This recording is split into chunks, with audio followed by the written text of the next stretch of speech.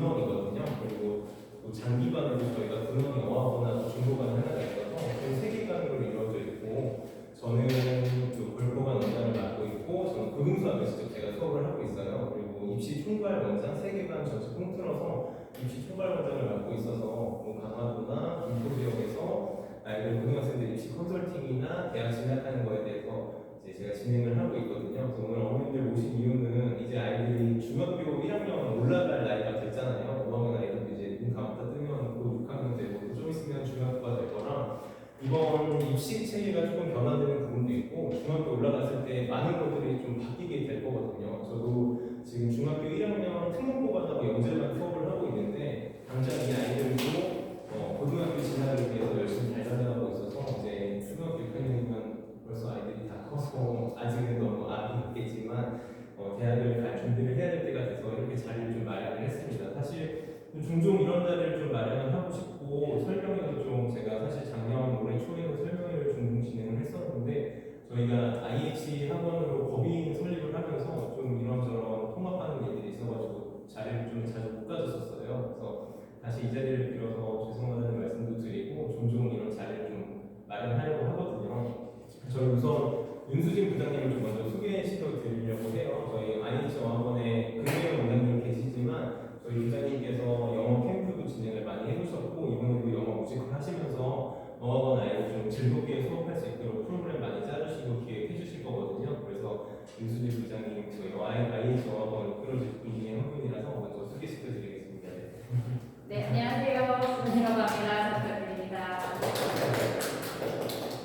저희 이제 오늘 간단하게 좀 하려고 하는 이유는 저희 아이들이 지금 어학원에서 영어를 좀 다니고 있잖아요. 저는 어학원 하면 가장 필요한 거는 아이들이 영어를 즐겁게 배우는 거에 있다고 생각을 해요.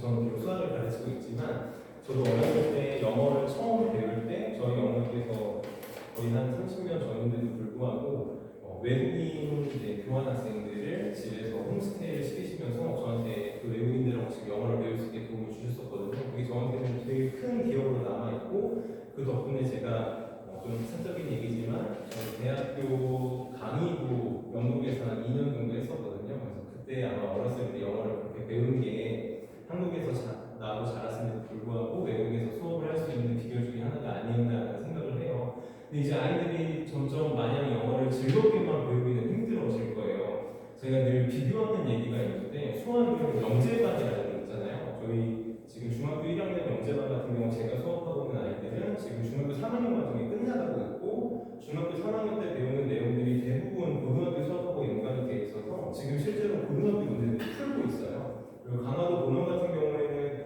중1 영재반 아이들이 이미 고등학교 1학년 모의고사에서 2등급, 3등급을 이미 받고 있거든요. 아마 그 아이들, 제가 가르친 영재반 아이들은 중학교 졸업하기 전에 저는 고등학교 과정을 다 끝낼 예정이고 고등학교 진학한 순간부터는 아이들이 정말 대입 공부만 할 수 있게 저는 제가 수학을 가르쳐서가 아니라 늘 좀 저희 영어 선생님 두 분이나 계시지만 죄송한 말씀이지만 수학으로 대학을 가는 시대가 와버렸어요. 제가 입시 컨설팅을 하고 있고 제 어머님들께 늘 항상 설명을 하면 여쭤보는 얘기가 있는데 아이들 학원 왜 보내시나요? 라는 질문을 드리거든요. 아이들 학원 보내시는 이유 좀 속상하고 안타까운 얘기지만 대학을 잘 가기 위해서 우리 아이가 대학을 좀 잘 가고 나중에 좀 남들보다 편하게 잘 살았으면 하는 마음이 어느 정도는 들어있다고 생각을 하거든요. 그래서 지금 저랑 수학을 하고 있는 영재반 아이들은 고등학교 갔을 때 정말 대학 진학을 위한 공부만 할 수 있게끔 세팅이 잘 될 수밖에 없을 거예요. 그럼 영어는 어떨까요? 영어를 잘하는 아이 지금 어학원을 다니는 5학년, 6학년 아이들 중에서 영어를 잘한다라고 하면 어머님들 보이는 지표가 있으신가요?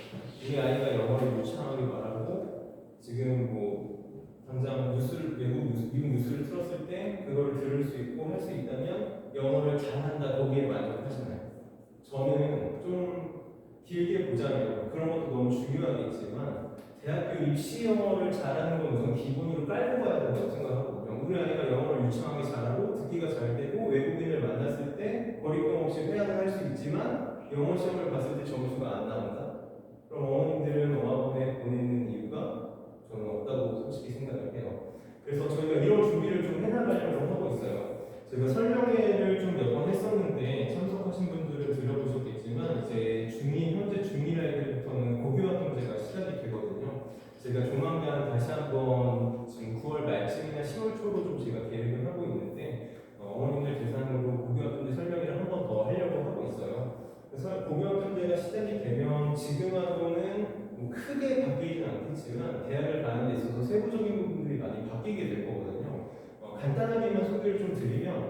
고등학교 1학년 내신으로만 대학을 가는 시대가 이제 열릴 거예요. 2학년, 고등학교 2학년, 3학년 과목들은 선택 과목이 돼서 대학교 내신에 반영이 되지 않게 되고, 그럼 고등학교 1학년 성적이 결국은 대학교 진학하는 데에 모든 것을 결정하게 될 거거든요. 근데 조금 더 나아가서 아직은 좀 논의 중인 상황이긴 한데, 교육부에서 고등학교 1학년 내신만 대학교 내신에 들어가게 되면 좀 불합리할 수 있으니 중학교 내신도 대학교 입학에 반영하게 하면 어떨까라는 얘기가 굉장히 크게 나오고 있거든요. 그냥 얘기가 나오는 정도가 아니라 실제로 지금 논의 중인 상황이라서 지금 중학교를 진학하는 아이들한테는 중학교 내신을 절대 무시할 수 없게 될 거예요.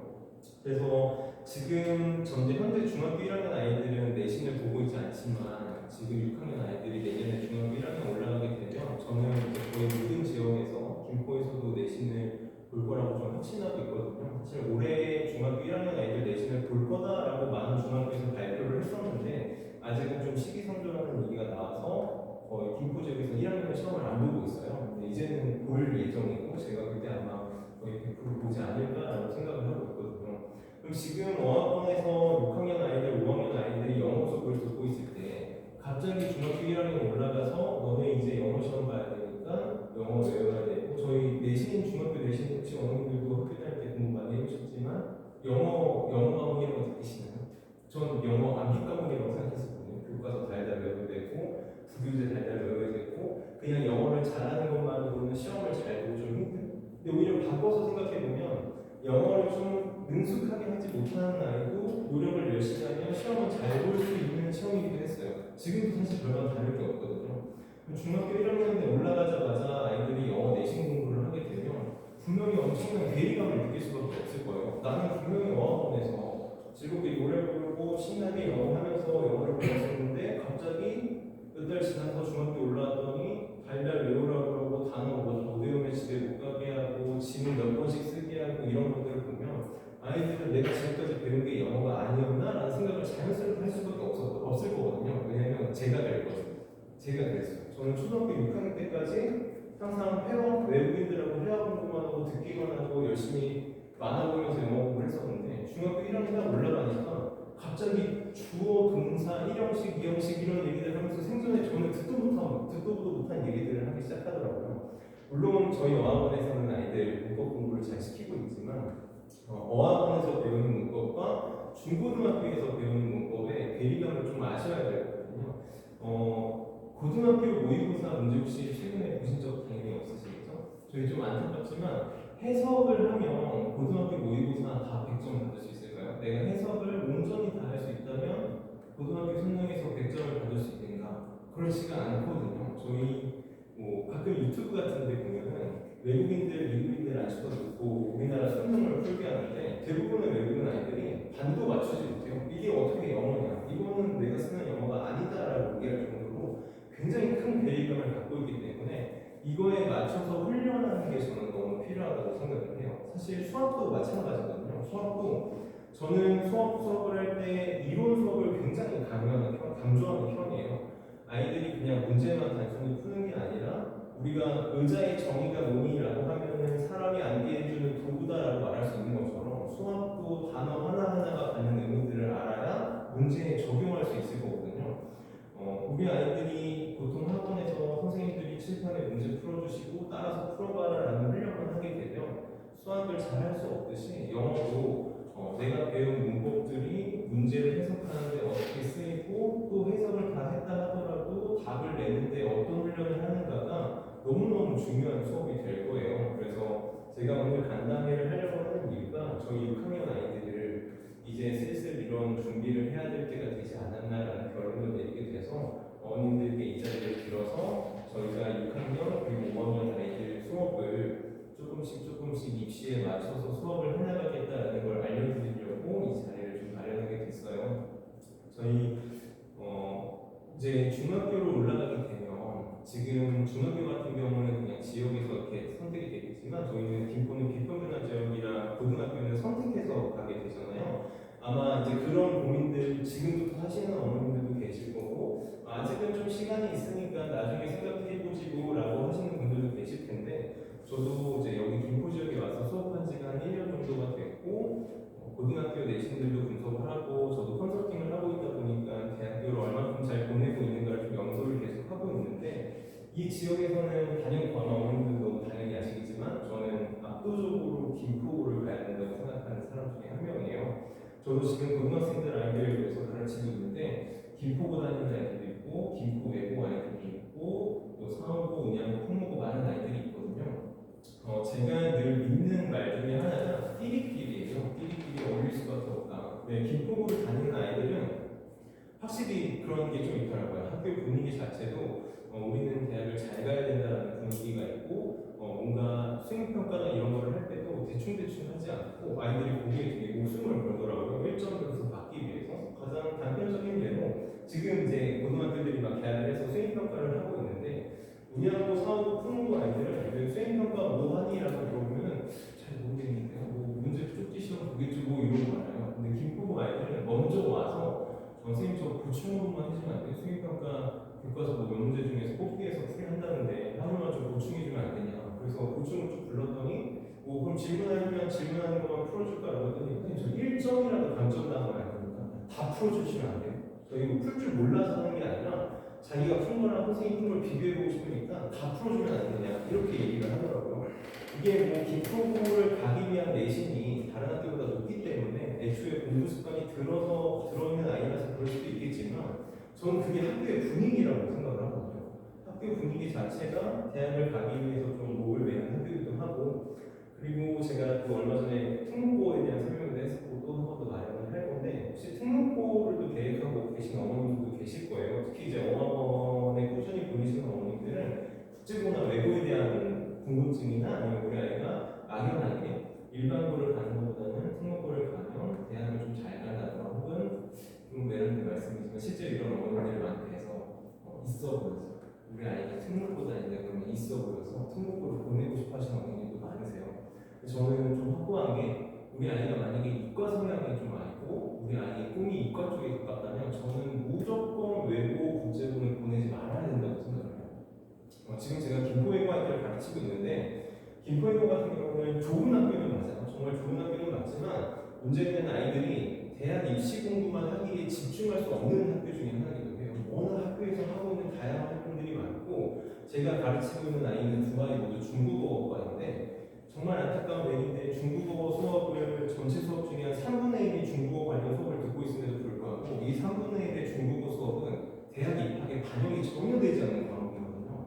그럼 사실 아이들은 내가 중국어가기 때문에 어쩔 수 없이 중국어를 잘해야 돼서 열심히 하겠지만 결국은 쓸데없는 시간을 보내고 있는 거고 대학 입학만 기준으로 놓고 본다면 정말 쓸데없는 시간을 보내고 있는 거고 그렇다고 이 아이들이 중국어랑 관련된 직종이나 꿈을 갖고 있냐? 또 그것도 아니거든요. 그냥 외고에 저 꼭 붙고 싶어서 외고를 가고 싶어서 낮은 학과 아니면 좀 갈만한 학과 제일 많이 뽑는 학과를 지원해서 중국어과를 간 거라 이 아이들한테는 조금 속상하겠지만 공부에는 다른 아이들에 비해서 공부할 수 있는 시간이 줄어들 수밖에 없을 거예요. 그래서 저는 만약에 내 꿈이 아이의 꿈이 외국어 관련된 학과 혹은 그 직종 그리고 내가 나중에 외국에서 뭔가를 하고 싶다라는 게 확고하다면 저는 외국 국제고를 가는 게 맞다고 생각을 하고요. 그게 아니라면 그냥 우리 아이가 대학을 정말 잘 갔으면 좋겠다라고 하면 제가 있어 보니 김포고가 제일 좋지 않나. 그리고 그 다음 학교들은 사실 다 비슷비슷한데 제가 요즘에 좀 눈여겨보고 있는 학교가 상호고등학교거든요. 상호고등학교가 시험을 좀 요즘 어렵게 내기 시작하면서 대학 진학률이 많이 좋아졌어요. 풍무고나 운양고나 장기고 같은 경우는 시험이 좀 많이 쉬운 편이에요. 물론 중학교에 비하면 많이 어렵겠지만 많이 쉬운 편이라 아이들이 실수를 하나만 했을 때도 크게 좀 편차가 나타나고 제가 늘 공부를 시킬 때 불안한 것들이 아이들은 수준에 맞춰서 공부를 하게 돼요. 시험을 딱 보게 되면 우리 학교 시험은 딱 이 정도 수준이니까 나는 이 정도만 공부하면 돼라는 생각을 갖게 되거든요.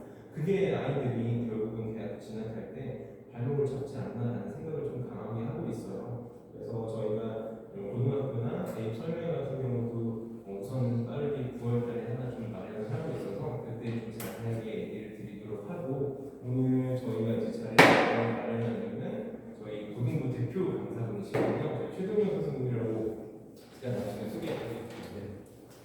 저희 이번에 학원에서 영어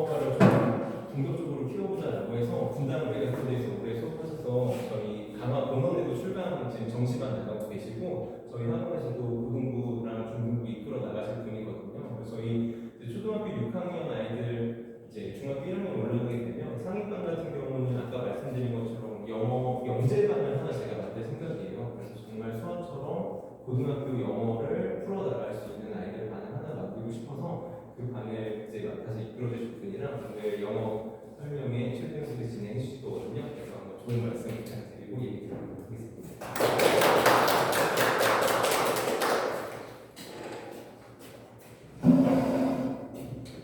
안녕하세요. 일단 저는 아까 이제 원장님 말씀하셨다시피 사실 제가 김포 외고 1기생들을 굉장히 많이 보냈어요. 제가 이제 외가스터디 들어가기 전에 종로하면서 외고반 팀장을 하고 있었는데 그때 이제 그 김포 외고가 처음 생기는 상황이었고 이제 원래 전통적으로 유명한 외고들이 있잖아요. 그 학교들하고 그리고 사실 이제 외고가 처음 생겼기 때문에 그때는 이제 시험을 봐서 이제 아이들이 들어갔으니까 그때 한 30명 정도 제가 1기로 보냈던 기억이 나는데 요즘에 이제 그 강화의 본원에 고3 아이들 정시 때문에 수업을 가면서 그 외고 앞으로 지나가요. 그래서 기분이 좀 새롭기도 하고 네, 그렇습니다. 저는 메가스터디에서 한 10년 동안 재수반하고 고3 아이들 수업만 쭉 해왔고요. 아까 전에 원장님이 말씀하신 것처럼 지금 우리 아이들이 초등학교 때 어학원을 다니면서 영어의 흥미와 이제 관심도가 좀 높아지는 건 사실이에요. 이제 그 초등학교 때는 아이들이 플레이라든가 이런 흥미 중심으로 이제 영어를 접하고 원어민 선생님하고 같이 재밌게 놀고 하니까 즐겁고 재밌는데 문제는 뭐냐면 중학교 올라가면서부터는 이제 입시적인 부분으로 접근하다 보니까 이제 아이들의 흥미가 반감이 됩니다.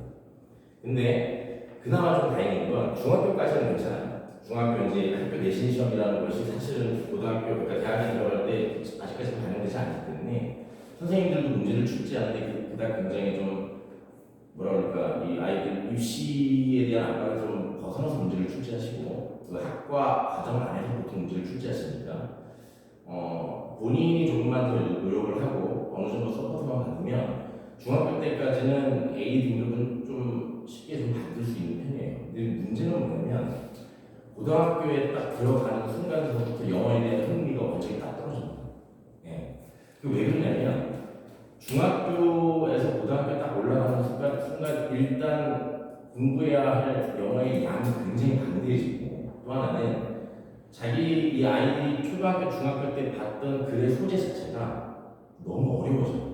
그러니까 교과서만 보시더라도 중학교 때 나오는 교과서 내용하고 고등학교 올라가서 나오는 교과서 내용이 일단 길이가 한 두세 배가 늘어나고요. 하나의 문장 길이도 늘어나고 글의 내용 자체도 조금 까다로워지긴 해요. 근데 더 문제는 학교들에서 시험을 출제할 때 교과서에서 실제 출제하는 비율은 한 20% 정도밖에 안 돼요.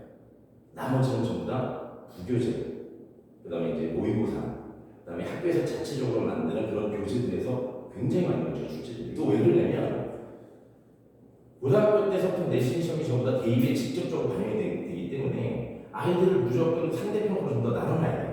그러니까 문제를 쉽게 출제할 수가 없어요. 문제를 쉽게 출제하게 되면 1등급이 없어집니다. 네.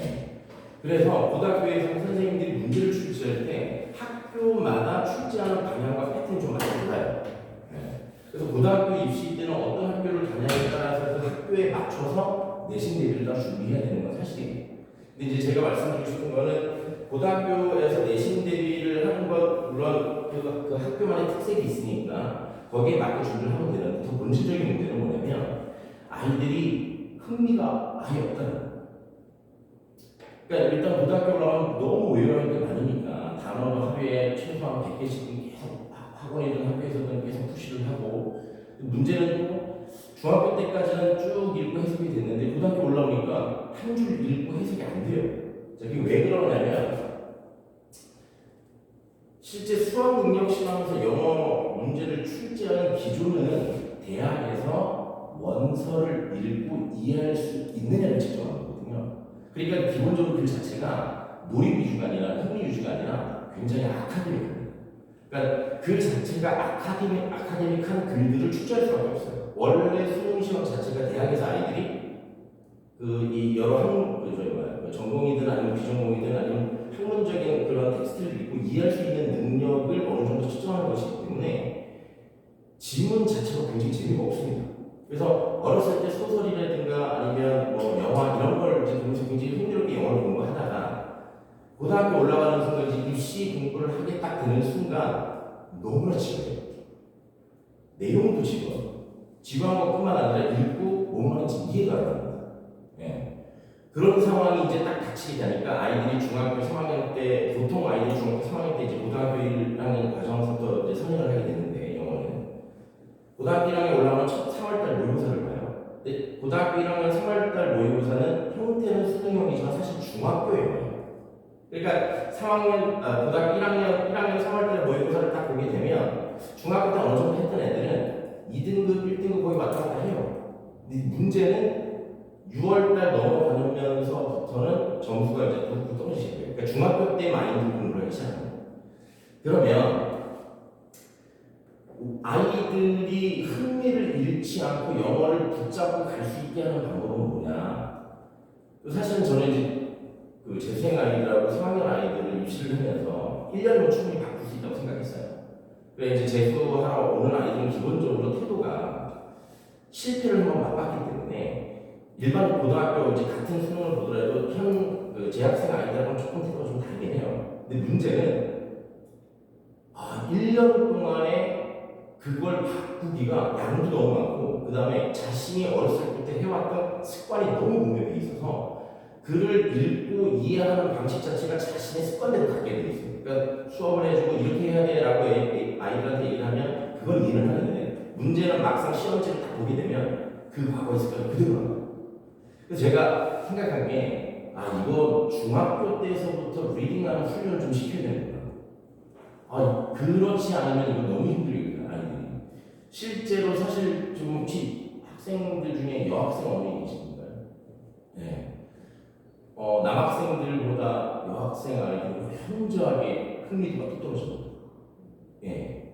정말 고등학교 때. 중학교 때 자기가 학교에서 막 날고 기었던 아이들이 실제 고등학교 올라가면 중위권으로 떨어지는 아이들이 굉장히 많아요.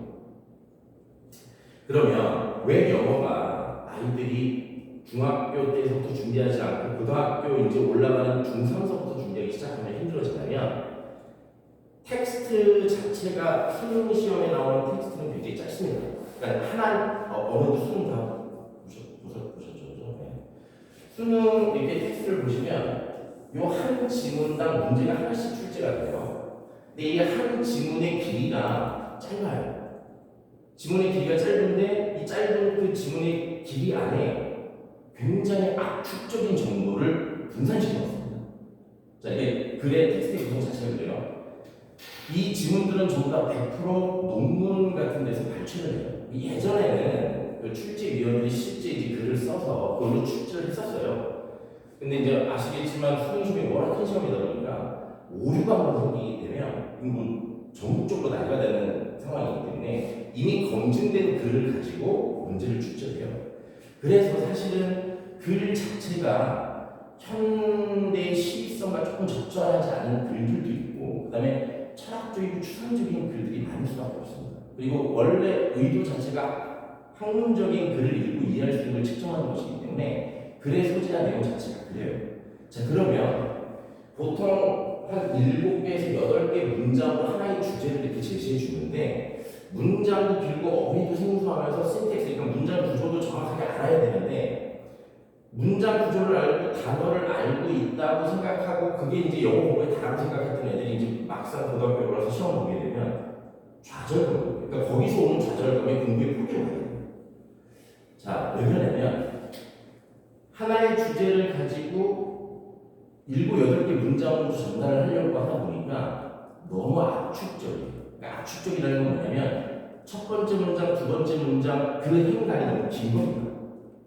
그러니까 다 설명해 주면 좋은데 아이들을 위해서 그 글이 이제 다 설명해 주려면 그게 굉장히 길어져야 된다는 거니까 그게 안 되다 보니까 문장과 문장 사이의 행간이 너무 길어져요. 그럼 그 행간이 너무 이렇게 넓으면 아이들은 첫 번째 문장 읽고 두 번째 문장 읽을 때쯤에 첫 번째 문장을 잊어버려요. 그리고 이제 막 읽어 내려가다가 끝까지 읽고 난 다음에 선택지를 보죠.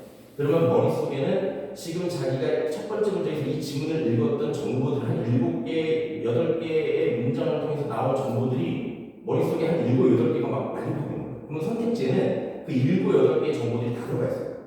그러니까 결국 애들은 찍습니다. 그런 걸 보통 감독이라고 해요. 감으로 읽고 요런 내용인 것 같아 하고 그걸 찍어요. 그럼 나중에 이제 막상 실전을 보면 여지없이 틀린 경우가 다 나타나죠. 자, 그래서 이 리딩 훈련이 왜 필요하냐면 요 압축적인 글에서 이 자기 아이들이 외웠던 단어가 단어장을 통해서 외웠던 표제적 의미가 실제 글 속에 들어가면 그 뜻으로 쓰이지 않는 경우가 허다해요. 그 애들이 이제 여기서도 좌절감을 느끼죠. 왜냐면 아이들은 단어 외우고 문장 해석 연습하고 이것만 하면 영어 공부는 다 된다고 생각했는데 그게 충분히 중학교 때까지 자기는 해왔다고 생각했는데 막상 올라가니까 안 돼요. 그래서 뭐가 필요하냐면 단락 속에 이 글 속에 들어가 있는 어휘들을 앞뒤 맥락에 맞게 자연스럽게 해석하는 능력이 필요해요. 근데 그 능력은 어떤 아이들은 타고나요. 자, 이게 제가 왜 그러냐면 정말 그런 아이들이 있긴 하더라고요. 그러니까 어렸을 때부터 리딩을 한국, 영어가 아니라 한국어 독서를 굉장히 많이 하는 아이들이 있어요. 그런 아이들은 저절로 그런 체계가 이렇게 들어가 있습니다. 그래서 수업을 이렇게 해주면 아이가 금방 그걸 알아채요. 그래서 굉장히 쉽게 올라가는 그런 아이들이 간혹 있어요. 근데 거의 대부분의 아이들은 어렸을 때부터 이 훈련이 되지 않으면 1년 만에 바꾸기, 1, 2년 만에 바꾸기 너무 쉽지 않습니다. 그러니까 항상 이 강사분들이나 아니면 선생님들이 맥락적 의미 파악이 중요하다라는 추상적인 말들을 많이 남발하는데 아이들한테 그렇게 얘기해봐야 몰라요. 맥락적 의미 파악이 뭐야. 그래서 제가 지금 여기 이 골프관에 와서 지금 중학교 1학년 아이들은 그다음에 중학교 3학년 아이들, 1학년 아이들은 지금 이제 한 번 정도 고등학교 아이들 독해를 가지고 하고 있는데 지금 1학년 그 아이들이 영재반인가요? 네. 그 아이들 영재반 아이들을 대상으로 이제 수업을 하고 있는데 일단 기본 구조는 굉장히 잘 알아요. 제가 이제 수업을 한 지 한 2번, 3번 정도밖에 안 됐는데 문장에 대한 기본 구조는 잘 알지만 독해는 조금 부족한 건 사실이에요. 그래서 그 아이들서부터 독해 훈련을 시켜야 되겠다.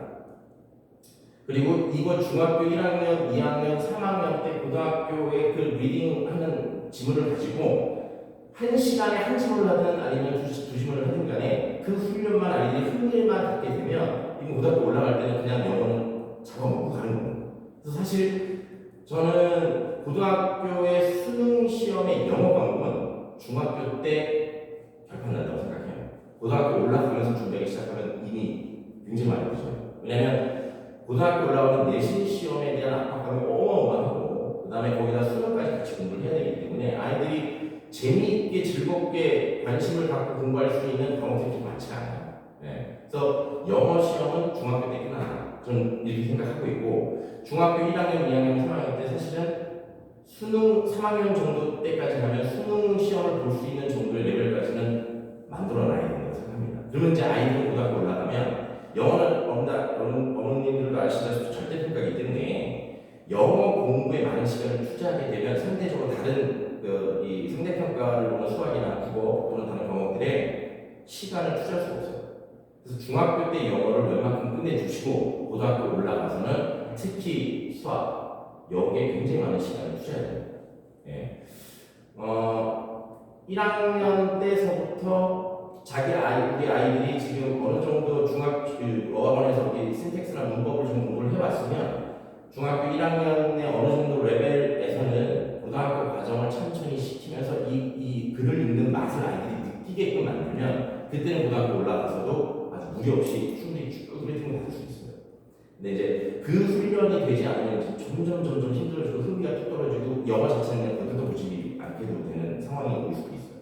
제가 왜 또 이 말씀을 드리냐면 제 아들이 지금 고3이에요. 이번에 고3인데 저의 그 개똥 같은 철학으로 인해서 너는 네가 공부하고 싶은 거 하고 하기 싫으면 하지 마. 이렇게 했거든요. 지금 영어 성적이 사실 말씀드리지 못할 정도로 영어 성적이 안 좋아요. 이건 이제 수학이나 다른 과목에 비해서 영어는 관심이나 흥미가 뚝 떨어지더라고요. 왜 그러냐면 우리 애가 어학원, 아발론이라는 어학원을 이제 어렸을 때부터 다녔었는데 초등학교 때까지는 굉장히 재밌었어요. 중학교 올라가서도 뭐 입시에 대한 부담이 없으니까 그냥 즐겁게 재미있게 놀면서 했는데 고등학교 올라가는 순간 이제 아이를 제가 그 학원을 보내고 제가 이제 아는 그 원장님 학원을 보내고 공부를 시켰더니 애가 너무 학원을 가기 싫어하는 거예요.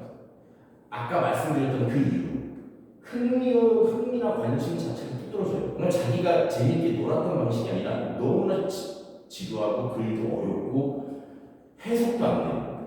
그러니까 어머니 그 문장이 이렇게 짧은 문장이었다 갑자기 하나의 문장이 네 문장, 다섯 문장이 결합된 한 문장으로 나오기 시작하니까 애들이 한 문장을 읽고 우리말로 정확하게 번역하는 것 자체도 사실은 대부분의 시작이 돼요. 예. 거기다 글의 숙제도 어렵고. 그래서 이제 이거 내가 잘못 생각했구나. 왜냐면 저는 이제 고등학교 3학년 여러분 선생님 애들만 계속 수업을 하다가 애한테는 좀 그런 걸 관심을 좀 안 썼는데 내가 잘못 생각했구나라는 걸 정말 뼈저리게 느끼고 있어요. 지금도 이제 느끼고 있으니 뭐 다음 주에 평가원 시험을 보는데 저한테 그러더라고요. 아빠 영어 성적을 기대하지 마세요. 그래 뭐 아빠가 잘못한 것이 뭐. 네. 근데 저 같은 실수를 하시지 않으시려면 뭐 어떻게 생각하시면 이거 너무 애를 중학교 때부터 이렇게 푸시하는 거 아닌가라고 생각하실 수도 있는데 고등학교 영어를 지금 중학교 1학년 애들한테 엄청나게 몰아붙이는 건 아닙니다. 그러니까 제가 지금 생각하고 있는 거는 중학교 1학년, 2학년 때서부터 고등학교에 나오는 그런 짧으면서도 임팩트 있는 글들을 어떻게 사고하고 생각하면서 이걸 해석해 나가는 거를 천천히 연습만 시키면 아이들이 이제 그런 글들이 익숙해져요. 익숙해지게 되면 편안해지는 거예요. 네. 근데 익숙하고 편안함을 느끼지 못하는 대부분의 아이들이 갑자기 바뀌기 때문에 거기에 이제 멀어지게 되고 손을 놓게 되는 거죠.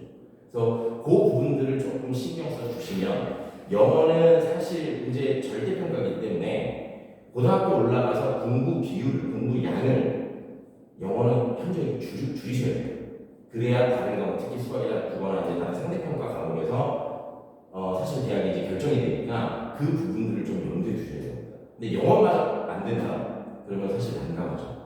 우리 아이가 막 압도적으로 수학 전체 1등급이고 뭐 그 저기 뭐야 1등 거기다 하이에 가까운 표준 점수를 받고 있지 않는 한 그렇지 않는 한 영어가 어머님들이 생각하는 인서울권에 들어가려면 적어도 2등급 나와요.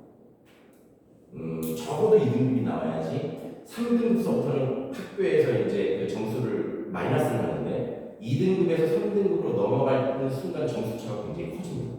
네, 그래서 영어는 안전하게 아이들에게 흥미를 유발시키면서 고등학교 과정으로 자연스럽게 스무스하게 넘어갈 수 있는 그 훈련이 중학교 1학년 때부터 시작되면 어머님들이 이제 어떤 걱정이나 그런 근심 같은 걸 좀 많이 덜어줄 수 있겠다라는 생각에서 이제 제가 말씀을 드린 것이고 우리 이 어학관에 있는 지금 현재 이제 중1 아이들 말고 이제 그 초등학교 6학년 아이들이 이제 예비 중일 과정으로 올라오게 되면 그 안에서도 이제 어느 정도 레벨이 되는 아이들은 따로 모아서 영재반처럼 모아서 그런 수업을 일주일에 한 번 정도 진행할 예정입니다. 그래서 그렇게 좀 생각해 주시고 아무래도 지금 아직까지는 아이들이 놀이 위주의 중심이 있으니까 중학교 올라가는 순간 일단 흥미랑 관심이 반으로 떨어진다.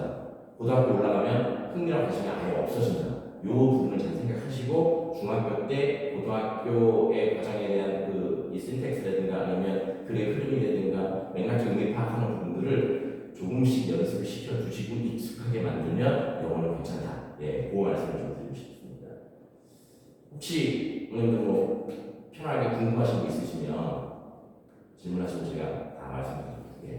지금 이제 예비 중 지금 현재 6학년이 예비 중이라고 일주일에 한 번씩 그렇게 미리 연습한다고 하는데 중학교에 올라간 친구들 아까 레벨이 다르잖아요. 지금 다니고 있는 친구들 중에서도 영재반에 들어가야만 이 수업을 받을 수 있는지 아니면 다른 수업에 다 중학교 1학년 다른 친구들도 이제 중학교 1학년이 되면 모든 반이 각각 이런 리딩 수업 받을 수 있는지 그거는 일단 이 레벨이 어느 정도 돼야 돼요.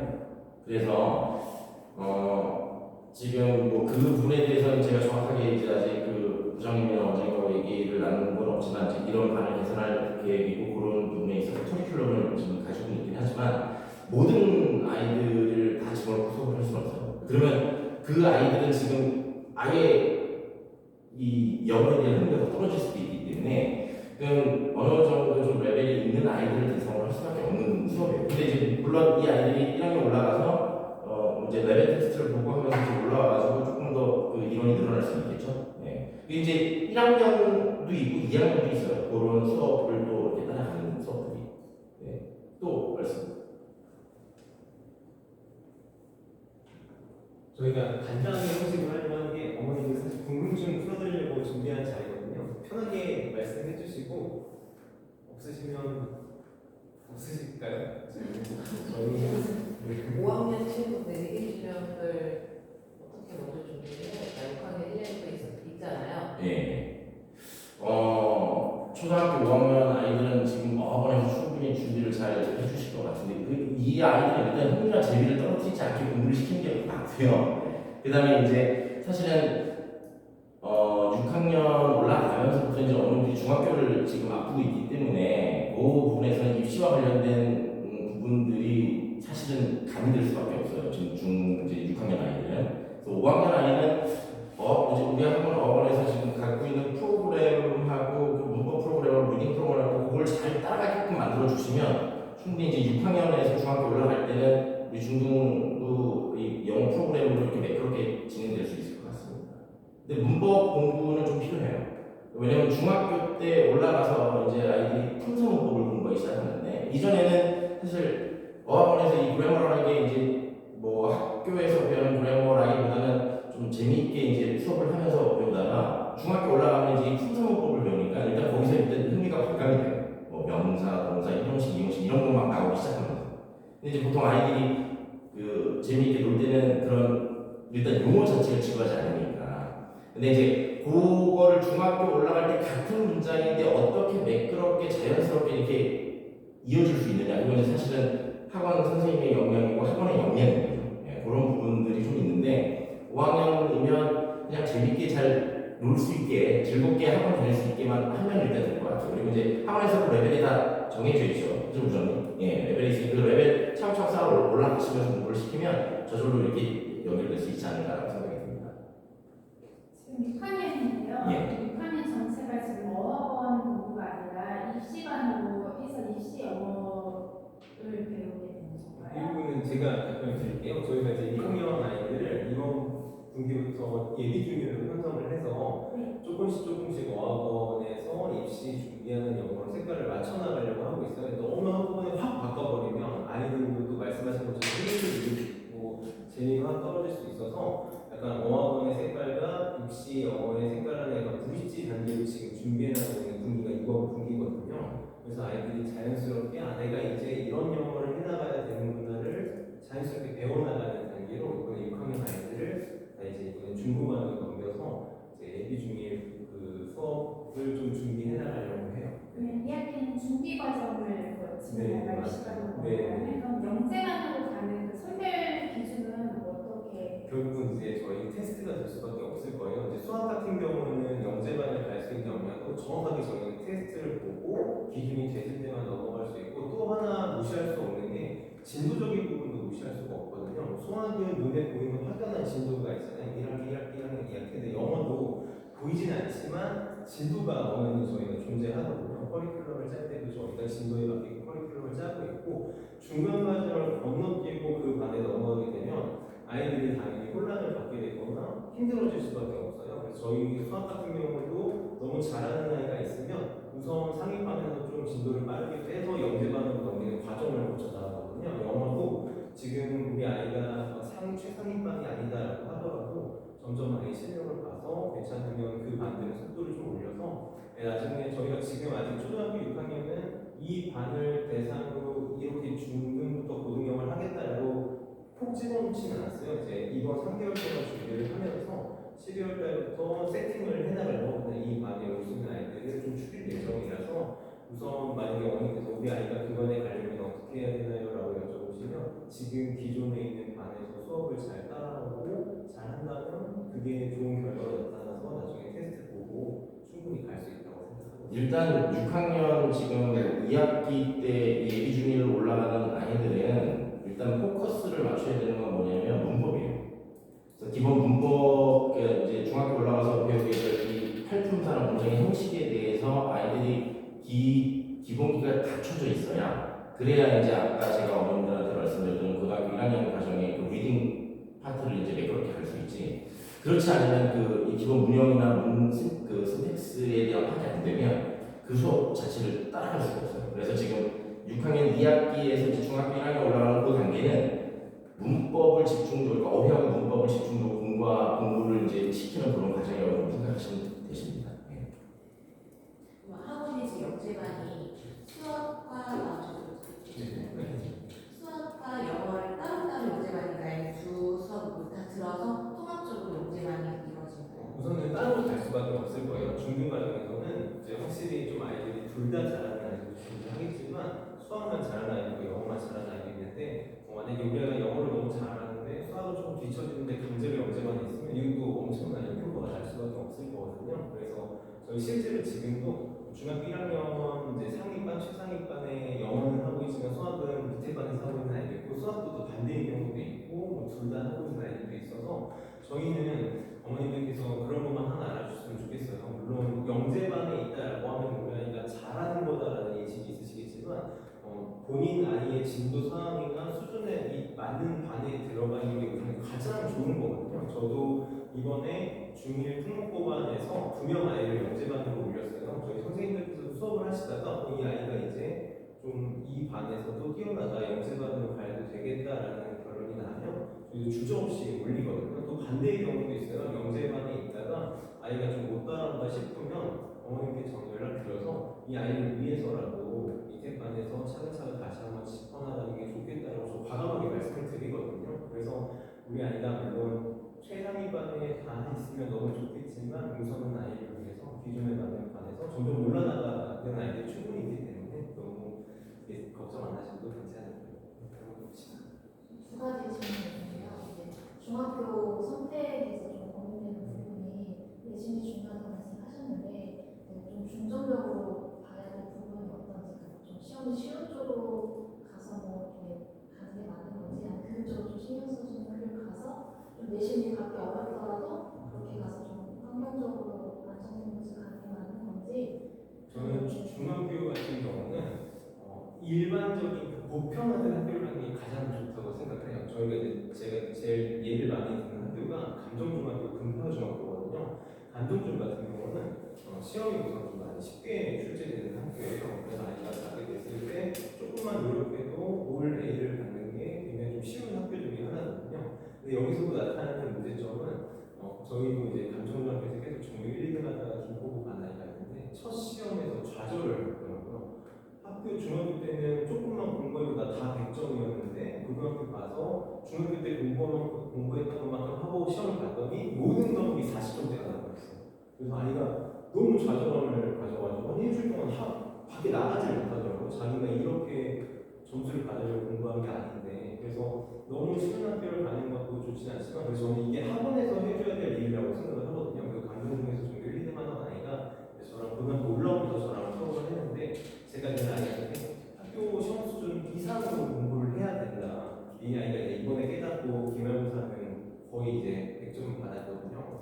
그 금파중학교 같은 경우는 시험을 좀 어렵게 내기도 하고 좀 기형적으로 수학은 기형적으로 진도를 나가요. 막 1학기 거를 1학기 때 안 하면 2학기 때 나간다거나 2학기 때를 이번에 본다거나 이런 식으로 좀 기형적으로 나가서 아이들이 좀 고생을 하거든요. 시험 때 하는 게 있어서. 그래서 저는 그냥 보편적인 학교, 여기서는 김포중학교, 김포중학교가 제가 볼 때 가장 좀 무난한 학교라고 생각을 하고 있고 시험 수준도 그렇게 떨어지지도 않고 그냥 아이들이 이 정도 공부했을 때 적당한 성적을 받을 수 있는 시험으로 되어 있어서 김포중, 김포 요즘이 좀 무난한 학교인 것 같아요. 근데 중학교는 어딜 가든 사실 자기 하기 나름인 거라서 꼭 크게 그렇게 막 문제가 되지는 않는 것 같아요. 중학교에서 이제 그 아이들이 이 학교 시험에 스트레스를 받으면 뭐 성인이나 고등학교 과정에 대한 준비가 미흡할 수밖에 없어요. 그러니까 가장 집 가까운 데는 그냥 일반적인 학교를 보내시고 지금 현재 제가 지금 중3 아이들 그 A반 같은 경우 이제 잘하는 아이들은 학교 이제 중학교 내신이 다 100점 맞는 아이들인데 이 아이들 지금 내신 대비 이제 이야기 중간고사 내신 대비를 들어가요. 근데 이 아이들 학교 중학교 내신에 아까 말씀드렸다시피 범위가 그렇게 많지도 않고 분량도 그렇게 많지 않기 때문에 저는 지금 뭘 하고 있냐면 아이들 학교 내신은 한 절반 정도 수업을 하고 나머지 절반은 지금 고등학교 2학년, 3학년 테스트해가지고 아이들하고 지금 미팅을 하고 있어요. 근데 그 아이들도 굉장히 만족스러운 게 뭐냐면 보통 이제 학교 학원들에서 그 내신 대비를 한 3주에서 4주 정도 이제 자꾸 아이들을 내신을 해요. 물론 이제 고등학교 아이들도 보통 그렇게 하는데 중학교도 이제 내신 대비를 이렇게 한 3주, 4주 동안 하면 실력이 좋은 아이들은 사실은 그 시간이 그냥 버려지는 시간이에요. 솔직히 말씀드리면 실력이 좋은 아이들은 한 보름 정도만 그냥 내신 대비해도 충분히 100점 나와요. 그러면 나머지 아이들 때문에 이제 그 아이들이 사실 손해를 보는 거죠. 그래서 그 아이들은 그 시간에 내신에 그렇게 많은 걸 투자할 필요가 없는 아이들이기 때문에 그 아이들은 따로 이제 그 예비 과정으로 좀 고등학교 2학년, 3학년 거를 훈련시키는 게 아이들한테는 만족도가 높고 훨씬 더 알차게 시간을 보낼 수 있죠. 그러니까 물론 이제 모든 말이 그렇진 않습니다. 예, 이제 잘하는 조금 그 레벨이 좀 떨어지는 아이들은 사실 그만큼 더 아이들한테 더 이제 내신에 관련돼서 공부를 시켜야 되는 것이고, 그러니까 그런 차이가 좀 있긴 해요. 예, 그런 차이가 좀 있고 중학교는 어느 중학교를 보내냐는 저는 솔직히 약간 어제 말씀드렸다시피 그냥 가장 일반적인 중학교를 가서 공부를 하는 게 제일 낫다고 생각합니다. 한 가지 더 지금 자기 주도학습이 되면 굉장히 좋겠지만 이제 또 사춘기도 올 테고 네. 중2병도 있었다고 하잖아요. 이제 아이에게 좀 더 공부적으로 대화를 하면 할수록 관계가 조금 더 이제 아이가 너무 부담스러워하기도 하고 또 좀 뭐 했니 뭐 이건 어떠니 하면 또 아이도 싫어하잖아요. 그래서 가정에서 좀 어떻게 도움을 줄 수 있는 방법이 있는지나 영어는 저희가 얘가 지금 잘하고 있는지를 판단하기가 가장 어렵잖아요. 집에서 영어로 대화를 하는 걸 볼 수도 없고 그 부분은 좀 어떻게 집에서 도움을 줄 수 있는 방법이 있는지. 저는 이제 학부모님들하고 상담을 하면 물론 이제 그 아이들과의 이제 관계 사실 지금 중학교나 이제 중학교 학생 부모님들이 사실은 가장 힘들 때고 아이들 사춘기이기 때문에 제가 이제 보통 그 재수할 때 재수생이나 고3 아이들 학부모님이랑 상담을 하거나 이렇게 간담회를 할 때요 저는 그 말씀을 드려요. 그냥 내버려두세요. 아이하고 성적 얘기하지 마시고 아이가 필요한 거를 뭐가 있는지만 그냥 살펴만 주세요. 왜 그러냐면 이게 일단 어머님이나 아버님이 아이와 이제 성적과 관련된 얘기가 조금만 나와도 애는 일단 마음속을 상당히 닫아요. 이게 이제 중학교 2학년 때부터 보통 그런 현상이거든요. 그러면 중2 때부터 이제 아이들이 시험을 보기 시작하니까 자기 시험부터 자기가 알고 있고 잘 나오거든요. 물론 이제 아이의 성향에 따라 좀 다르긴 하지만 근데 선생님하고 성적 얘기하는 거하고 부모님하고 성적 얘기하는 거 또는 선생님하고 학원의 선생님하고 이제 친구들에 대한 얘기하는 거하고 집에서 얘기하는 거하고 그 느낌과 강도가 아이가 굉장히 달라져요. 어머님들은 이제 아실 거예요. 예, 뭐 저도 이제 그랬기 때문에 그 우리 큰 아이가 그 중2병을 굉장히 세게 보냈었기 때문에 그래서 감정적일 수밖에 없어 부모님 애한테 100% 그렇습니다. 그러니까 같은 말이라도 감정이 실리게 돼요. 근데 그 묘하게 그 감정을 아이들은 진짜 잘 받아요. 이게 엄마가 또는 아빠가 자기한테 어떤 말을 했는데 그 말의 뉘앙스나 말꼬리 자체가 얘한테는 굉장히 흔적이 달라요. 근데 그게 이제 학원이나 또는 친구들하고 얘기할 때하고는 굉장히 달라요. 그래서 웬만하면 물론 아이가 이제 쳐놓고 얘기를 하면 편안한 분위기에서 대화를 나눌 수 있겠지만 어머님이나 아버님이 일부러 굳이 그렇게 얘기를 하지 않으시는 게 저는 맞다고 생각하고 그런 부분들은 사실 학교 선생님이나 학원 선생님한테 연락을 하셔서 그런 부분에 대한 상담을 하고 그 아이들하고 이제 상담을 하게끔 유도해서 그 상담 결과를 어머님이나 아버님이 이야기를 듣는 게 더 낫다고 생각합니다. 예. 저 애가 또 말씀드려서 좀 그렇긴 한데 중학교 2학년 때 정말 세게 봤어요. 정말 하루아침에 애가 싹 바뀌더라고요. 그 이전까지는 막 자기 학교에서 있었던 얘기 막 얘기하고 재밌게 막 놀기도 하고 막 그랬는데 정말 제가 느낄 때는 하룻밤 사이에 애가 싹 바뀌었어요. 너무 당황스럽고 물론 이제 저는 다른 아이들은 되게 봐왔지만 그리고 저는 이제 한 달이 걸러서 이제 아이들과 상담을 하는 입장이었는데 제가 제 아이를 그렇게 바뀌는 걸 보니까 야 이게 정말 학부모님들이 이 아이와 대화하기가 너무 힘들고 무섭겠구나. 정말 저 와이프는 말이 무서워. 말하는 게 무섭다. 근데 이제 분명히 이해하실 수도 있을 거예요. 좀 있으면 특히 남학생 같은 경우는 더 그렇습니다. 남학생 애들은 한순간에 확 바뀌어요. 그게 이제 신체적인 변화 때문이기도 하지만 감정적인 기복 굉장히 심해지기 시작하면서 이제 특히 어머니를 약간은 우습게 생각하기 시작해요. 자기가 신체적으로 더 세지기 시작하면서. 그래서 지금은 그래도 굉장히 많이 나아졌는데 이 중학교 2학년하고 3학년 때 정말 굉장히 힘들어했어요. 그래서 제가 사실은 정말 잘못했는데 제가 제 학원으로 애를 끊었어요. 학원 다 끊게 하고 제가 이제 있던 학원으로 너 여기서 공부해. 그거를 하지 말았어야 되는데 이제 얘는 학원에서까지 아빠를 봐야 돼. 네. 수업도 들어야 돼. 지금은 이제 그렇게 얘기하지. 자기가 대놓고 아빠하고 같이 학원을 내가 거길 다니지 않는 게 더 낫지 않았을까요? 이런 얘기를 이렇게 돌려서 얘기하는데 저희 실수였죠. 예. 그리고 어머님들이 조금 아버님들한테 말씀을 드려야 할 게 아버님이 지나치게 관심을 주시면 애들은 반대급부로 튕겨나가는 아이들이 굉장히 많아요. 그래서 아버님은 조용히 그리고 용돈을 주시고 그리고 때로는 휴일 때 그냥 아이들과 공부 얘기하지 말고 그냥 영화를 보러 같이 가신다든가 물론 속은 끓겠죠. 네, 저도 끓고 막 그러는데 그냥 그런 일주일이나 아니면 한 달에 한 번 정도 그런 시간만 가져줘도 애가 튕겨나가는 거는 막을 수 있어요. 아버님은 그렇게 해주시고 어머님은 물론 얼마나 걱정되시겠습니까? 진짜 막 나이 갈수록 애는 말을 안 듣고 그다음에 공부 항상 늘 보시면 공부하는 걸 못 봐요. 그죠? 네.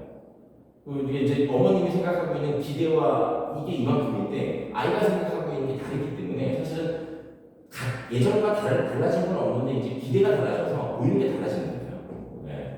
그런 부분들 때문에 어머님들은 사실 이제 애들하고 직접적 충돌을 많이 겪게 되잖아요. 아버님들은 사실 이제 회사 가시고 그러면 저녁에도 애들 학원 늦게 오니까 잘 못 보는데 어머님들은 계속 이제 아이들하고 같이 치다 보니까 그런 힘든 상황이 앞으로도 좀 계속 있게 될 거예요. 근데 그럴 때 내가 부모니까 그래도 내 자식이니까 어떻게든 내가 해야지 라는 생각이 오히려 아이들한테 조금 힘들 수 있습니다. 그러니까 그럴 때는 약간 거리를 조금씩 더 두어주시는 것도 괜찮아요. 그러니까 저는 그런 생각을 해요. 아이들이 점점 커가면서 내 자식이나 또는 우리 울타리에서 점점 벗어날 수밖에 없어요. 근데 중학교, 고등학교 과정은 좀 그렇게 생각합니다. 아이들이 안전하게 벗어나는 연습을 하는 과정이에요. 그러니까 언제든지 아빠는 여기 있어, 엄마는 여기 있어. 그러니까 네가 재밌게 놀거나 아니면 네가 하고 싶은 거 하다가 언제든지 올 수 있는 곳이 어디 있다는 것만 기억해. 그러면 아이들은 자신감을 가지고 조금씩 행동 변경이나 사고 방식을 좀 더 변할 수 있어요. 근데 이걸 억지로 애한테 이제 여기 올가매라고 하면 그 반대적인 이 반발심이 훨씬 더 세게 나타납니다. 그래서 지금도 사실은 저는 그래요. 지금도 그냥 우리 지금 현재 고3이지만 제 눈에는 정말 공부라고는 하나도 안 하는 것 같아요. 맨날 독서실 가서 막 새벽 1시에 보고 하는데 저 새끼 저게 공부를 하고 있는 건지 저게 어디 가서 또 여자친구랑 놀고 있는 건 아닌 건지 가끔 이렇게 그 메시지가 오는데 나간 지 외출한 지 2시간이 넘어서 무슨 이 되었음들이 이렇게 와요.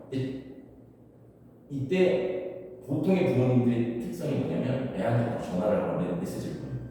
너 지금 어디야? 독서실에 좀 문자가 와요. 그러지 마세요. 그 메시지 보시고 그냥 참으세요. 그리고 넌지시 아이한테 얘기해요. 맞아. 왔더라. 어디 잠깐 나갔다니. 그러면 이제 애가 처음에 당황해요. 아씨, 그래. 그런데 요런 부분들이 아니까 부모님도 알고 계시니까 애가 스스로 이제 조금씩 절제하기 시작해요. 한 번에 바뀌진 않아요. 한 번에 바뀌지 않습니다. 다만 엄마 아빠가 보고 있다. 그런데 못 본 채 하는 거다. 요걸 아이들이 느끼게끔만 해주면 애들은 그 시대에서 벗어나잖아요. 네. 간혹가다 뭐 조금 엇나가려고 할 때도 있죠. 근데 그럴 때는 이제 정말 딱 붙잡고 솔직하게 대화를 나누는 그런 시점이 필요할 때도 있긴 해요.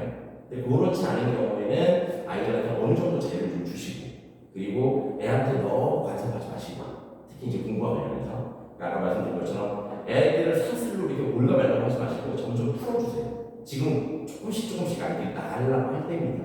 그러면 너무 나가지 않으면 안 되니까 조금씩 허용해주고 조금씩 거리를 두시는 게 아이가 정신적으로 그렇고, 그다음에 이제 부모님들도 저는 그렇게 얘기해요. 사실 포기한 건 아니지만 그냥 반 포기한 것처럼 행동해라 애한테. 그러면 애는 다시 온다. 또 나갈 때 애는 나가고. 근데 그 과정이 사실은 어쩔 수 없는 과정이 중학교 고등학교 과정이니까 너무 크게 부담은 가지시지 마시고, 쉽게는 안 되시겠지만 제가 말씀드린 부분을 조금만 잘 유념해 주시면 그래도 같이 좀 잘 넘어갈 수 있지 않을까 이런 생각이 좀 들긴 해요. 초등학교 때까지는 사실 뭐 어머니 걱정 없으시죠. 네. 애들이 뭐 학교 끝나고 오면 뭐 오늘 무슨 일이 있어 막 유저를 다 얘기하니까 그때는 뭐 귀찮을 정도로. 근데 어느 순간 되면 그때가 너무 그립죠. 애들이 그렇게 많이 얘기했을 때 너무 그리워. 지금 한마디도 안 하니까 말도 짧아졌으니까. 그래서 뭐 그렇긴 한데 그게 과정이고 지나가는 이 애들이 성장을 훈련기라고 생각하시고 이렇게 좀 마음 편하게 생각하셔야지 마치 세상이 무너진 것처럼 이렇게 생각하시면 100% 애들이 느낍니다. 예, 100%. 아까 말씀드렸지만 엄마 아빠의 표정이나 말의 뉘앙스, 기똥차이가 나요. 우리 애는 둔해서 몰라요. 이럴 수도 있지만 그렇지 않습니다. 정말 알아요. 예. 그 사실 밑에 동생이나 이제 있으면 그 애들도 그걸 알아요. 그러니까 굉장히 예민하고 그리고 모든 게 정말 손톱 같고 날카로운 시기니까 그런 부분들은 충분히 좀 염두에 두시고 아이들하고 솔직히 대화를 안 하셔도 돼요. 일부러 하려고 하지 마세요. 일부러 하려고 하면 더 힘들어요. 일부러 하려고 하지 마시고 얘기 안 하면 말고. 저는 그래서 와이프하고 무슨 얘기를 하냐면 그림자 놀이라고 해요. 애가 좀 말을 많이 안 듣고 그러면 뭐라고 하지 않고 그냥 없는 사람 취급하자. 없는 사람 취급하자. 그러면 바쁘지가 꼭 밥 먹어 이게 아니라 이렇게 밥 먹어요. 그럼 방에 있다가 밥 다 먹고 나면 몰래 나와서 집에 밥을 차려 먹어요. 그러니까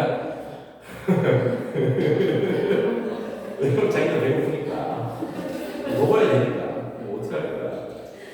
그리고 몰래 차려 먹고 하고 이제 지방 속 들어가요. 그럼 들어가서 노래 틀어놓고 막 그래. 근데 사실 그런 거는 뭐냐면 나 이제 조금 괜찮아졌으니까 관심 좀 가져줘 라는 일종의 시그널이거든요.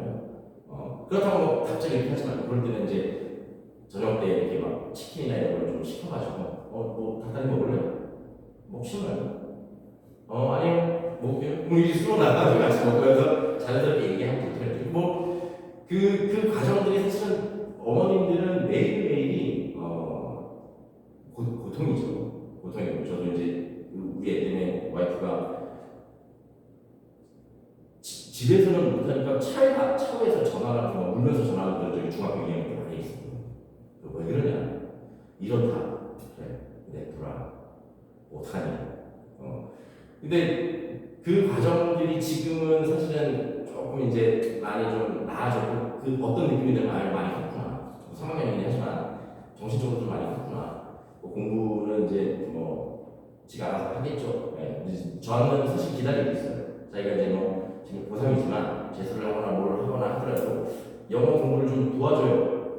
라는 걸 사실 제가 이제 기다리고 있어요. 만약에 내가 필요 없으면 본인이 알아서 하겠죠. 근데 자기가 필요하면 도와달라고 하겠죠. 그럼 그때는 제가 정말 가혹하게 트레이닝 시킬 수 있죠.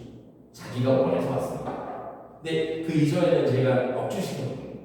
단어 하루에 막 100개씩 외우게 시키고, 그 다음에 해석하는 거 하루에 100문장씩 해석시키고, 정말 뼈저리 후회해요. 그렇게 하면 안 된다는, 특히 아빠가. 그렇게 하면 안 된다. 예. 하나님은 그 생각을 좀 해주시는 게, 아이들을 발에 실을 묶어놨다고 생각하시고, 그걸 너무 팽팽하게 잡아당기지 마시고, 애가 나가면 슬슬 조금씩 풀어주신다고 생각하시면, 그렇게 생각하시면 될 것 같아요. 예. 또, 궁금한 게 있는데요. 이제 초등학교 때는 영어의 비중을 좀 많이 두잖아요. 그렇죠. 이제 중학교 때부터는 수학의 비중이 또 늘어나면서 아이들이 좀 숙제나 과제 이런 게 시간을 많이 뺏기다 보니까 또 이제 영어가 중요하냐 수학이 중요하냐. 고등학교 때는 무조건 수학인데 이거의 비중을 어떻게 잡아야 될지가 좀 궁금해요. 저는 당연히 방송 단연인데 둘 다 중요하다고 생각해요. 영수의 비교가 저도 수업을 하고 컨설팅을 할 때 아이들한테 뭐가 더 중요하니까 뭘 많이 해라, 이게 더 중요하니까 이거 해라가 아니라 그 결국 개개인에 맞을 수밖에 없을 거예요. 어떤 아이가 수학 좀 뛰어나다면 영어를 좀 더 해야 되는 걸 거고 또 반대 경우라면 수학을 더 해야 되는 경우인데 저는 늘 이제 하는 얘기가 모든 과목을 잘해야 되고 제가 조금 감히 말씀드리면 수학, 영어만 중요한 게 아니고요. 국어도 중요해요. 국어가 너무 중요해요. 그래서 사실은 아이들이 극단적으로 가는 게 가장 안 좋아요. 수학만 몰빵하는 아이들이 있어요. 정말 왜 그러냐면 다른 과목은 재미없기도 할 수도 있겠지만 성적이 안 나와. 그나마 자기가 했을 때 나오는 수학이야 라고 하는 아이들이 계속 수학만 해요. 그리고 영어만 정말 잘하는 아이들이 있어요. 이건 사실 대학에 들어갈 때 너무 불필요해요. 예. 그래서 제일 중요한 건 극단적이지 않게 가져야 돼요. 국어, 영어, 수학, 탐구, 그러니까 뭐 과학이나 이런 게 특히 이제 중학교 때에서 고등학교 올라갈 탐구는 좀 나중에 되지만 국어, 영어, 수학이 어느 한 과목으로 완전히 극단적으로 가게 되면 다른 한쪽은 극단적으로 시간이 기피하게 되거든요. 그렇게 하지 않는 게 중요해요. 그래서 사실 중학교 때가 중요한 거예요. 고등학교 올라가게 되면 그런 현상이 너무나 많이 왔어요. 애들이. 왜냐면 아까 말씀드렸다시피 그거에 대한 대비나 대처나 익숙함이 없기 때문에 국어도 마찬가지입니다. 국어 무슨 공부할 게 뭐 있다고 생각했다가 막상 고등학교 올라와서 모의고사 보게 되면 60.7점 태반이에요. 한글인데도 읽고 이해를 못해요. 더군다나 영어는 읽고 해석을 하고 그 다음에 이해가 가야 되는데 영어도 읽고 우리말로 해석하는 게 너무 힘들어집니다. 그 자체는 뭔 말인지 이해가 안 돼요.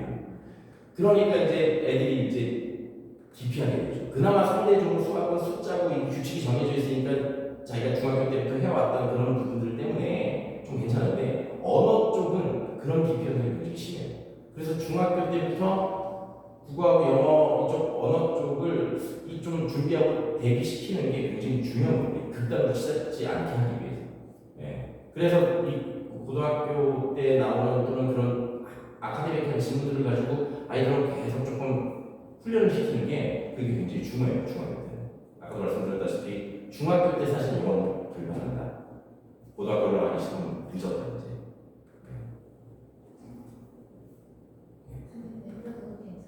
네. 나한테 되게 중요한데 내부는 이 부분은 제가 말씀드려서 마무리할 수 있어요.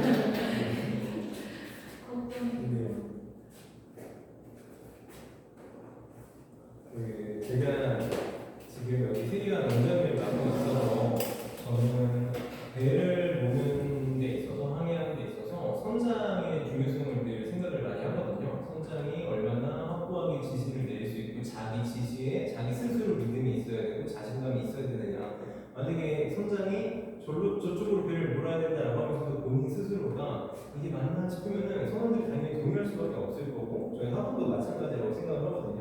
제가 이제 설명회를 하면 제 설명의 주 목적이 공부를 잘하기 위해서 어떻게 해야 되는가가 제일 큰 주제 같아요. 결국은 공부를 잘하는 데 대학을 잘 가는 거예요. 근데 제가 제 예를 제일 많이 들고 제가 설명을 하면서 좀 부모님들이 학부모님들이 느끼시기에 불필요할 정도로 제자를 좀 하거든요. 왜냐면 제가 아무런 근거 없이 저는 이렇게 교육하겠습니다. 이런 교육 관념을 갖고 있습니다라고 말할 수는 없으니까요. 저는 제 스스로 가장 좋아하는, 제 스스로 자신 있어 하는 영역이 두 개가 있는데, 그 중에 하나가 저는 고등학교 다닐 때 전국 무효자에서 10등 밖으로 한 번도 나가본 적이 없다는 거, 전국에서. 그리고 고등학교 수학 경시대회에서 저희 학년에서 제가 전국에서 1등이었다는 거. 서울시 수학 경시대회 대상이었고 전국 수학 경시대회 금상이었는데 이게 대상이 상황이면 좀 고이었거든요. 그리고 카이스트 포항동대 경시대회는 다 쓸었고 제가. 그래서 이런 자부심이 좀 있어요. 공부에 대한 자부심. 근데 놀랍게도 저는 초등학교 때까지 운동선수였거든요. 저는 초등학교 때까지 야구를 했었고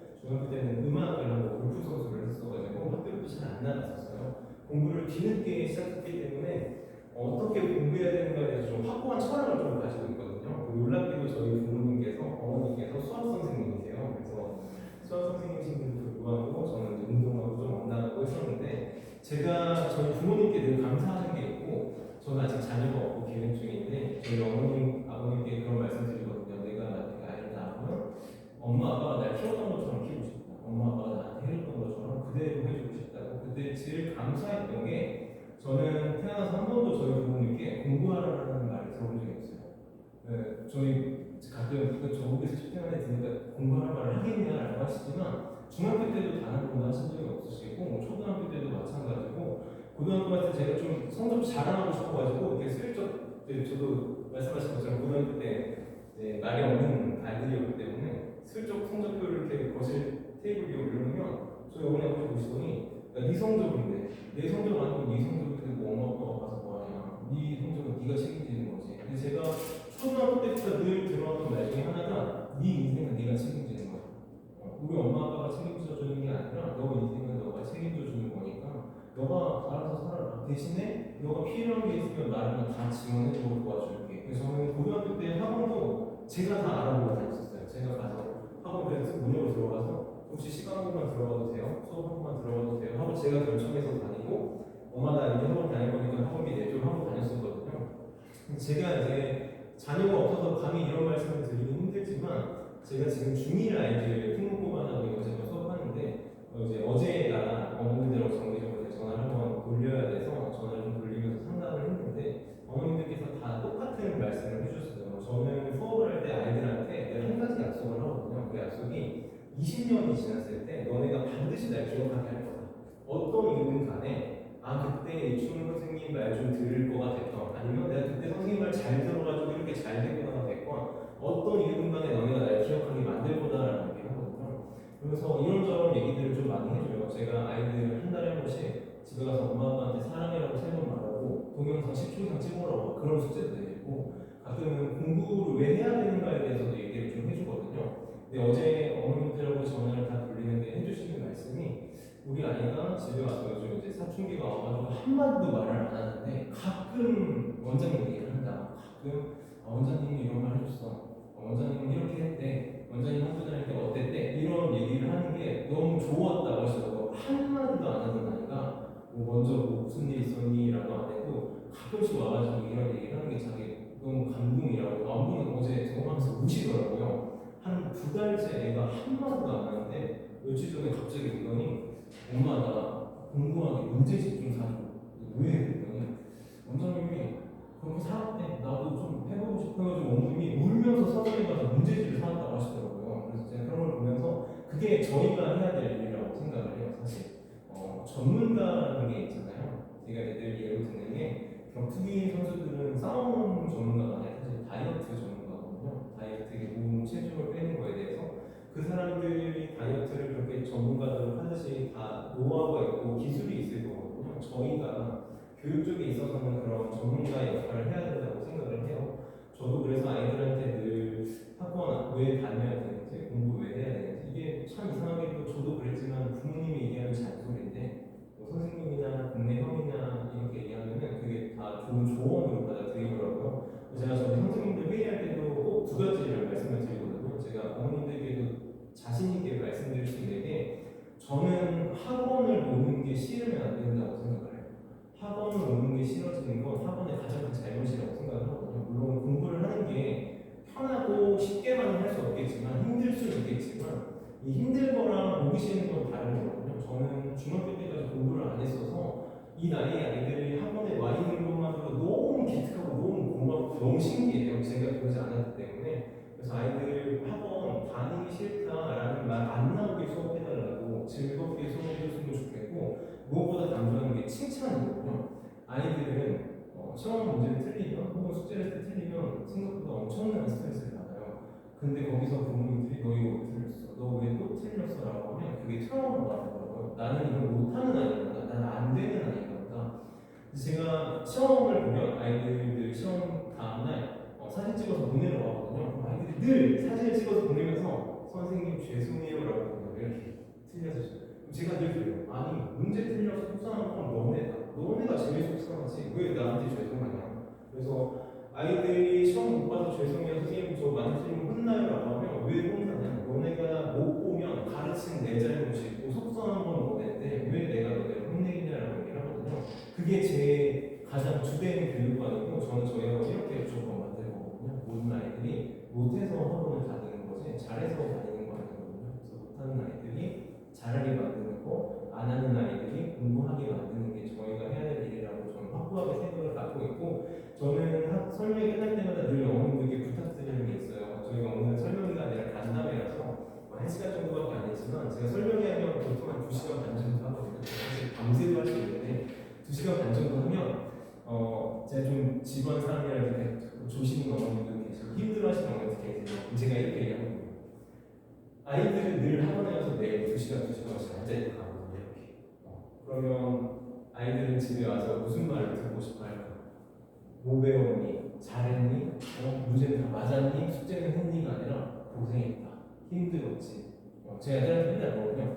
사는 거 쉽지 않지? 라고 늘 얘기해요. 애들가 웃어요. 뭐 자기 나이는 사는 거 그렇게 힘들지 않대요. 그러면 오늘도 빡세게 수업해보자 라고 시작하거든요.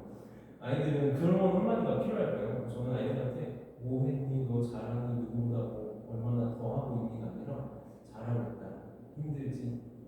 너네가 그냥 힘내게 엄마 아빠한테 기댈 수 있으면 좋겠다. 저는 저희 부모님께 그게 제일 감사했거든요. 그래서 오늘도 이렇게 이 말 한마디로 마무리를 지을게요. 오늘 아이들 학원 갔다 오면 고생했다, 이쁘다, 잘했다라고 한 번만 격려해주세요. 저희가 공부하게 만들고 잘하게 만드는 건 저희가 해야 될 일이고 최동 선생님도 말씀해 주신 것처럼 혹시 그런 부분들이 필요하시면 저희 학원에 공부 담당 선생님께 편하게 연락 주시면 저희 그런 부분들 저희가 먼저 챙기면 너무 좋겠지만 저희가 놓치게 된다면 다시 찾아볼 수 있으니까 편하게 연락 주시고요. 제가 일부러 명함 제 명함 남겨놨거든요. 궁금하신 거나 필요한 거 있으시면 편하게 말씀 주시고요. 그리고 이렇게 간단히 마무리 짓도록 하겠습니다.